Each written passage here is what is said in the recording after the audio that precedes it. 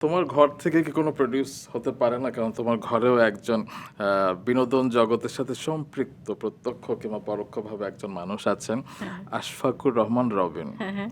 এবং তোমরা বিয়ে করেছিলে ২০২২ সালের ২৭শে মে। হুম। সামনে অ্যানিভার্সারি এমনভাবে অ্যাডভান্স। বলছো মানে তুমি কাজই ছিলে। না, কাজে ছিলাম না, শুনেছি আরকি, একটু আচ্ছা, পরেই শুনেছি আরকি। ওকে। হ্যাঁ।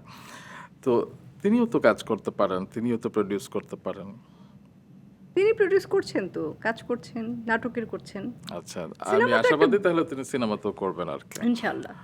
কিছুদিন আগে তোমাদের সাথে যখন দেখা হলো, সেদিন বলা হয়নি, আজকে একটু সবার সামনে বলি আরকি।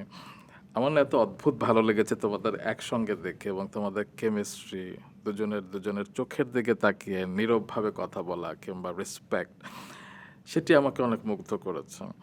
এবং গত বছর তোমরা যখন অ্যানিভার্সারিতে তুমি পোস্ট দিয়েছিলে, স্ট্যাটাস দিয়েছিলে যে ৩ বছর পার করলাম এবং অনেক ধৈর্য, অনেক সব কিছু মিলে আমরা পার করেছি এবং তুমি আমার সাথে ছিলে বলে এই সময়টা এত সুন্দর ছিল। তখন তিনিও পাল্টা উত্তরে সেরকম আল্লাহর কাছে শুকরিয়া জানিয়েছেন। তো কিছু বিষয় থাকে যেটা আসলে বাইরে থেকে বলার কিছু নেই, কিন্তু আসলে অনুভূতির বিষয়।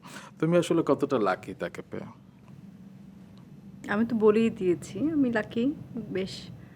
আম, আমার আগে পিছে মানে আত্মীয়স্বজন বলতে খুব একটা বেশি নেই, বা আমার যে একজন গাইড করার জন্য কেউ থাকে, যেহেতু বাবা নেই, ভাই নেই, সব আমরা মেয়ে মানুষ। তো পরিবারে একজন ছেলে মানুষ দরকার হয় গাইড করার জন্য, আম, এই সমাজে এই জগতে চলতে গেলে।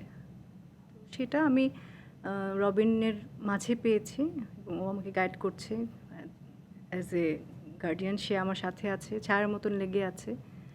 অ্যাজ এ হাজব্যান্ড সে খুবই ভালো একজন হাজব্যান্ড। সো সেদিক থেকে আমি নিজেকে লাকি মনে করি।